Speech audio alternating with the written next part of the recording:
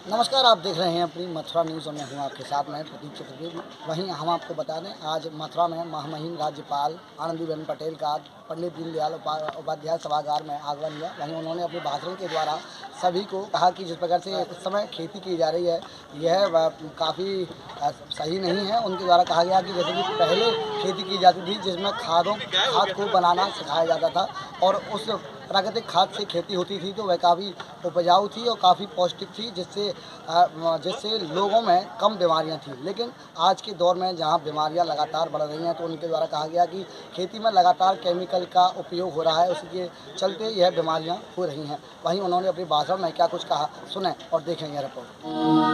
आगे निकलेंगे भाई सामने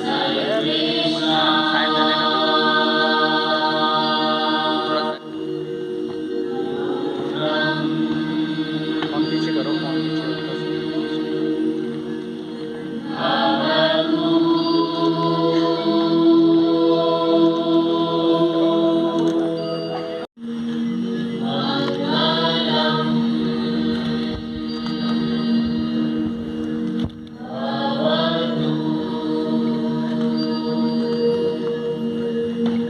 आप पीछे करिए, पीछे से ले लीजिए।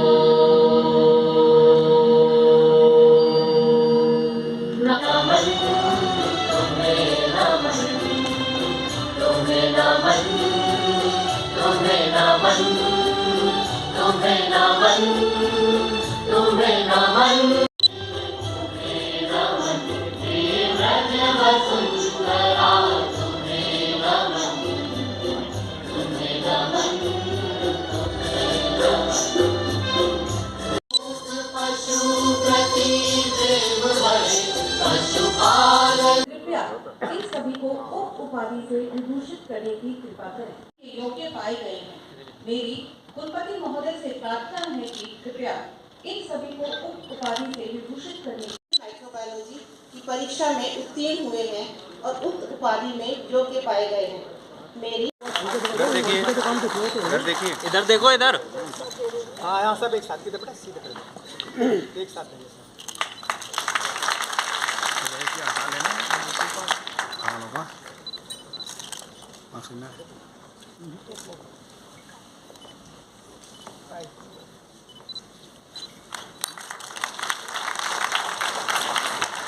कितने बराबर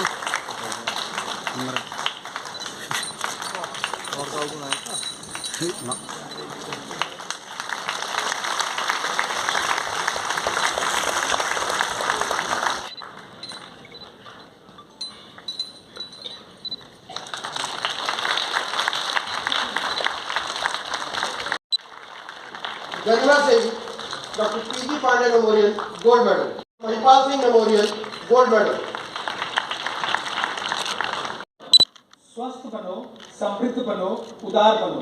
मैं प्रतिज्ञा करता हूँ। देश को बलवान बनाओ, देश को सुखी बनाओ, देश को गौरवपूर्ण बनाओ। मैं प्रतिज्ञा करता हूँ।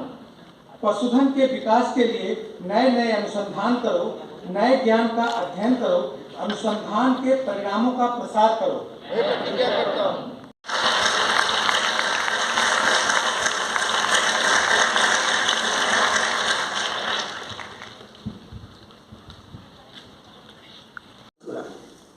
मैं स्थापित पंडित दीनदयाल उपाध्याय पशु चिकित्सा विज्ञान विश्वविद्यालय एवं गो अनुसंधान संस्थान के तरह दीक्षांत समारोह में आप सभी को उपाधि एवं पदक प्रदान करते हुए मुझे अपार प्रसन्नता का अनुभव हो रहा है।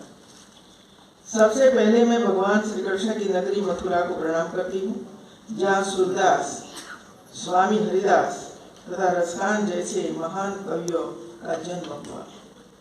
आपके इस संस्थान को एकात्म मानववाद के प्रणेता पंडित दीनदयाल उपाध्याय जी के नाम से जाना जाता है। उनके दृढ़ संकल्प, संयम एवं निरंतर प्रयास और एकात्म मानववाद के पथ पर चलकर हर असंभव कार्य को संभव बनाया जा सकता है। मैं आज उन्हें और उनके विचारों को आदर पूर्वक नमन करती हूँ। बकरी भी है, गॉड भी है, सब कुछ है, तो दायित्व ये करना पड़ेगा कि ये दूध हमारे घर में सबसे पहले उपयोग में हो। पनीर बनाइए, महिला को पनीर खिलाइए। दही खिलाइए, दूध पिलाइए और एक संकल्प करवाइए कि मेरे मुंह से जो बच्चा का जन्म होगा वो क्या होगा? स्वस्थ होगा, बीमार नहीं होगा। अब तो जन्म से ही डायबिटीज है, जन्म से ही कैंसर, ये स्थिति है। और इसी वजह से पशुपालन, कृषि विज्ञान, या तो ये सब लोगों को इसी तरह जोड़ना पड़ेगा आप लोगों को, और आगे जाकर डालते थे। इसमें से खाद बनाते थे। पिताजी हमें खाद बनाना सिखाते थे कि कैसे बनाना है, और वही खाद उठाकर जब अप्रैल महीना आता था और नई सीजन शुरू होती थी, उसी समय वहां से खोदकर नजदीक के किसान खेत में जाकर डालते थे और उस पर हमारी खेती होती थी। वहां से कुछ नहीं आता था, लेकिन समय बदला, बाहर से विदेशों से आया सब कुछ, और सब किसानों ने देखा, अरे फर्टिलाइजर है, बहुत अच्छा है, करो खेती, और खेती शुरू हुई। आज हम फिर से पुराने समय में लौट रहे हैं। नंद बाबा पशुपालक प्रोत्साहन योजना व कई अन्य प्रोत्साहन योजना सरकार द्वारा चलाई जा रही है।